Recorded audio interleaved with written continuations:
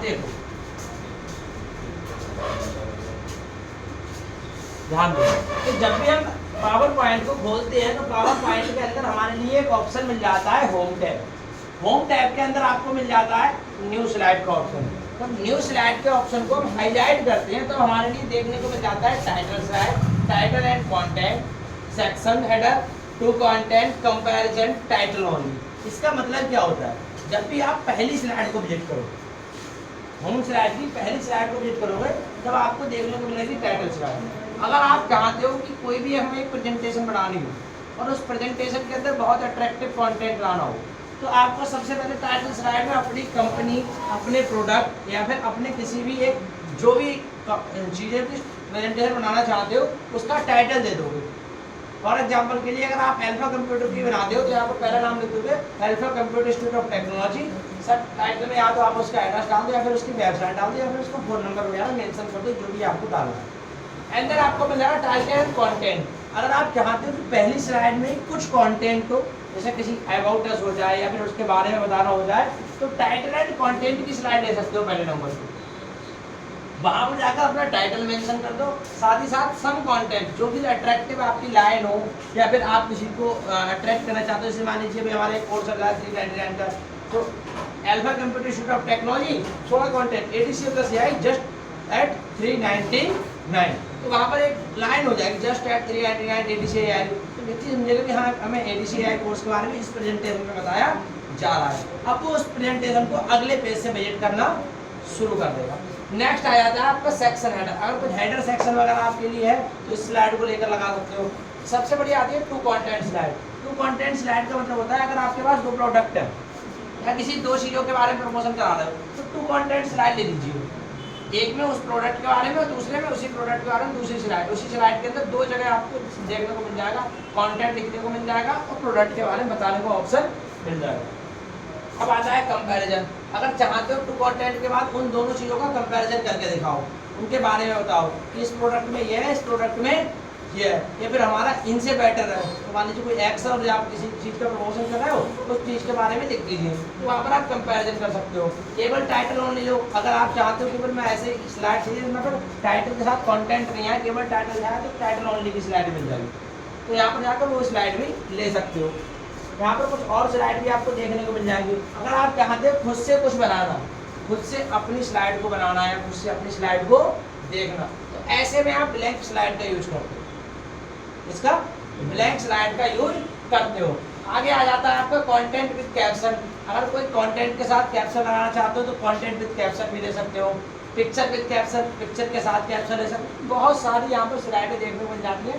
Total 9 स्लाइडें से ज़्यादा आपको देखने को मिल जाती है। इन स्लाइडों से क्या करते हो आप अपने पावर पॉइंट को अलग अलग तरह से दिखा सकते हो। और लाइट यहाँ तक की चीज़ें आपको समझ में आई। ऐसे ही मैं आपको लेकर चलूँ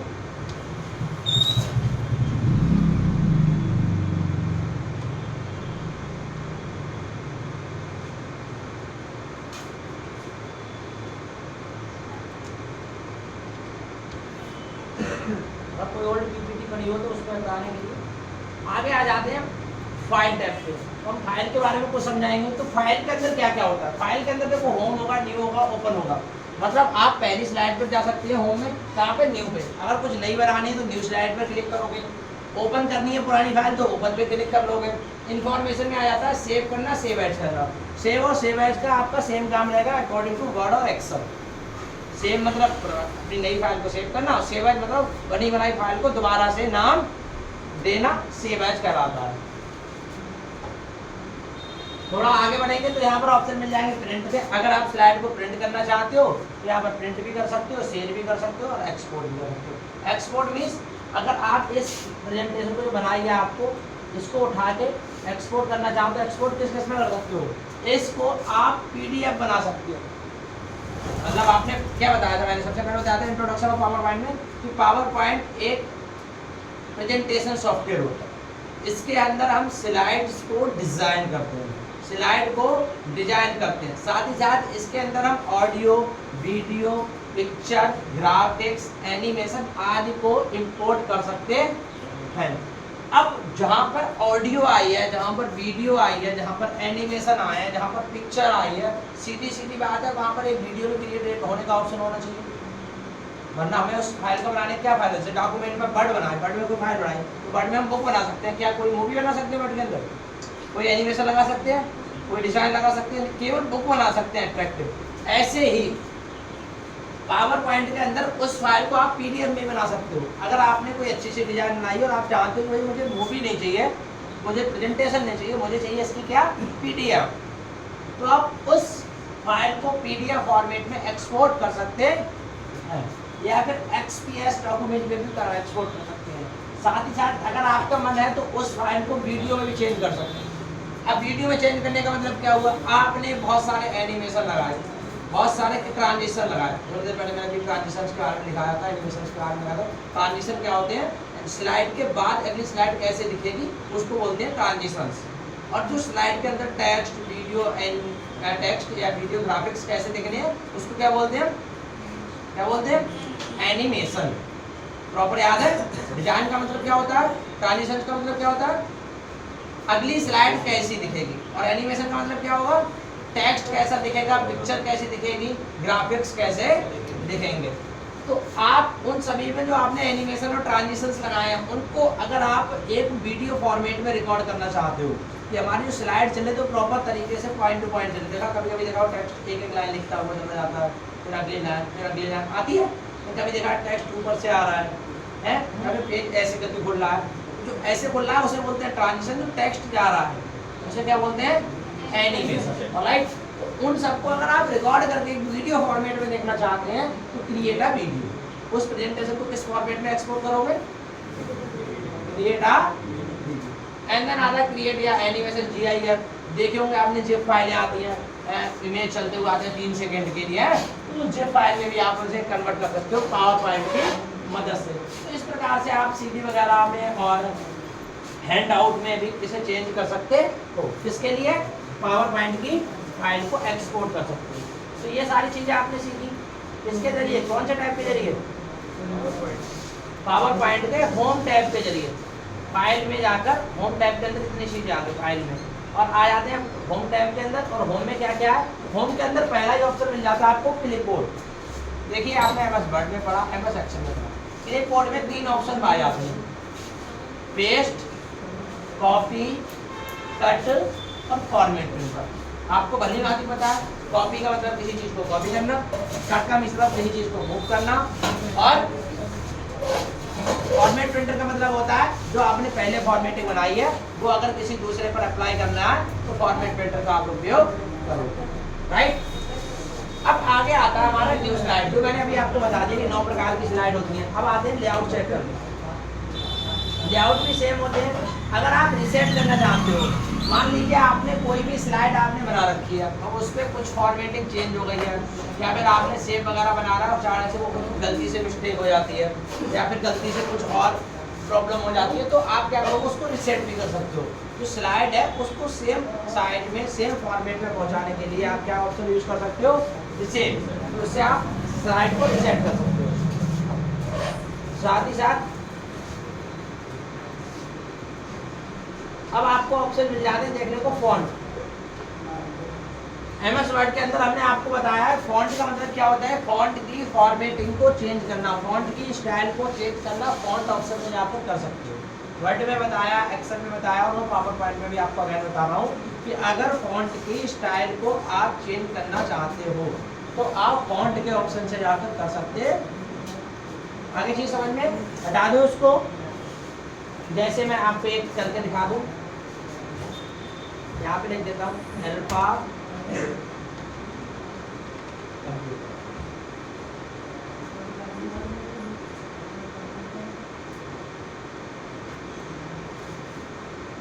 अल्फा कंप्यूटर को यहाँ लिख दिया।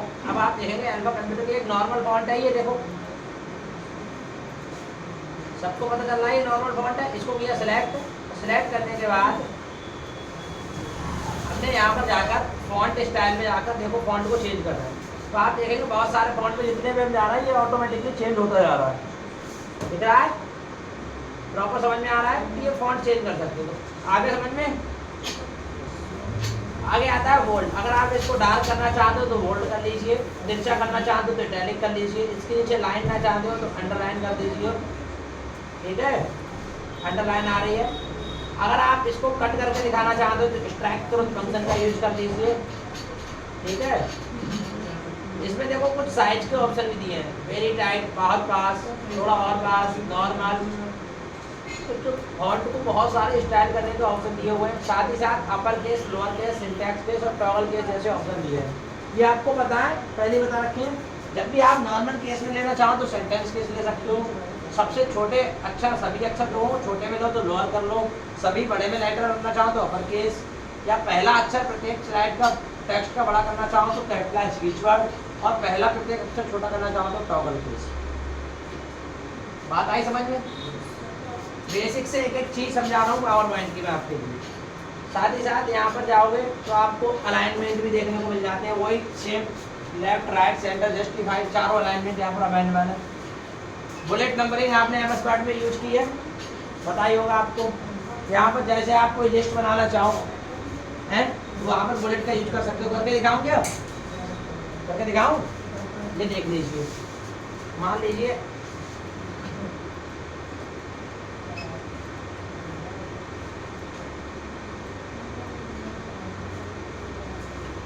कंप्यूटर की स्लाइड थी, इसकी कॉपी मार लिया। मान लो यहाँ पर कोर्स डाल देते हैं, यहाँ पर कोर्स डाल दिया, इसको छोटा कर दिया, साइज को छोटा करने के लिए यहाँ पर ऑप्शन दिए हुए हैं, सीधा साइज छोटा कर सकते हैं। कोर्स के बाद हमने एक कॉपी मार दी इसकी स्लाइड की, यहाँ पर इसको कोर्स ले आए। कोर्स में आकर यहाँ पर हमने क्या किया, बुलेट को ऑन कर लिया, ठीक है। पहला कोर्स का ऑप्शन भी क्लिक कर दिया, यहाँ पे कोर्स को हटाकर यहाँ पर कोई कोर्स का नाम डाल देते हैं, जैसे हमारे यहाँ कोर्स है तो ऑप्शन कोर्स ट्रिपल सी। देखो अगला पॉइंट कोर्स से आ जाएगा, BCA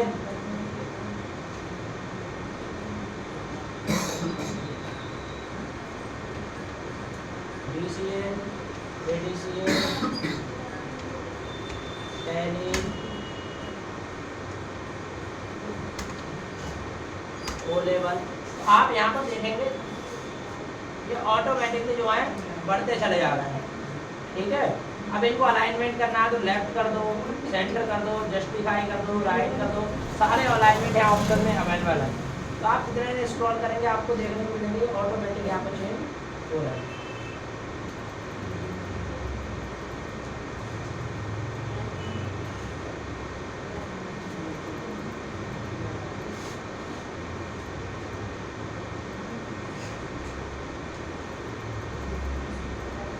ठीक है, अब यहाँ तक के आपने चीज़ें सीख ली, अलाइनमेंट सीख लिया, लिस्ट सीख ली।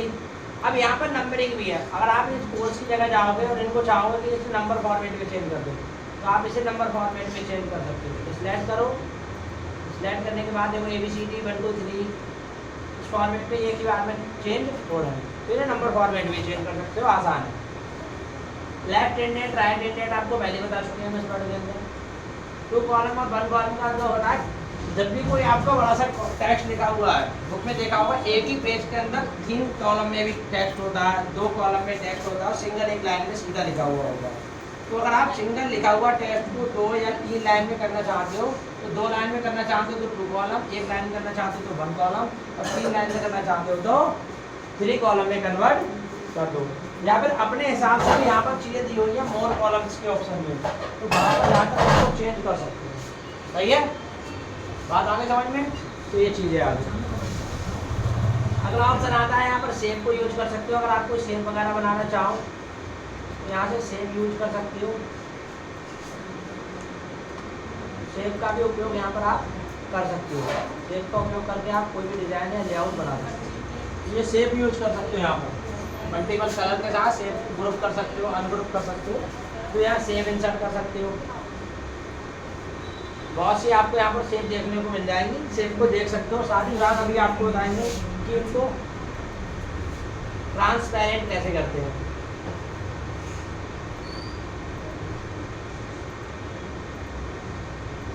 आपको यहाँ अरेंज के ऑप्शन देखने को मिलते हैं, जैसे आपको अरेंज के ऑप्शन देखने को मिल जाएंगे। आगे स्लाइड के जो शेप है उनको किसी को पीछे कर सकते हो, लाइन फ्रंट बैक कर सकते हो। अगर एक शेप के पीछे एक शेप लगा सकते हो, या उस शेप को पीछे से आगे ला सकते हो, उसके पीछे टेक्स्ट ला सकते हो। ये सारे काम इसी के अंदर कर सकते हो। साथ ही साथ अगर चाहो तो इन शेप को ग्रुप कर सकते हो। मतलब आपने 4 शेप अलग अलग ली, अब चाहते हो वो चारों शेप एक शेप के रूप में कन्वर्ट हो जाए, तो उनको चारों को सिलेक्ट करके ग्रुप कर सकते हो। तो जो 4 शेप होंगे उन 4 शेप की क्या बन जाएगी, एक शेप। तो ग्रुप के ऑप्शन आपको मिल जाते हैं, अलाइन भी मिल जाते हैं और रोटेट भी मिल जाते हैं। रोटेट का मतलब आप उसको 90 डिग्री या फिर 180 डिग्री या फिर आप 270 डिग्री तक आप रोटेट, मतलब 360 तक पूरा रोटेट कर सकते हो, पूरे चारों तरफ उसको इधर भी घुमा सकते हो, तो रोटेट कर सकते हो। रोटेट के आपके पास ऑप्शन यहाँ पर मिल जाएंगे। रोटेट ऑप्शन आपको दिखाई दे रहा है, यहाँ पर आपको दिख रहा है। देखो रोटेट के सारे ऑप्शन हैं कि rotate right, rotate left, rotate vertical, rotate horizontal. तो आप चारों प्रकार से इसे क्या कर सकते हो, रोटेट कर सकते हो।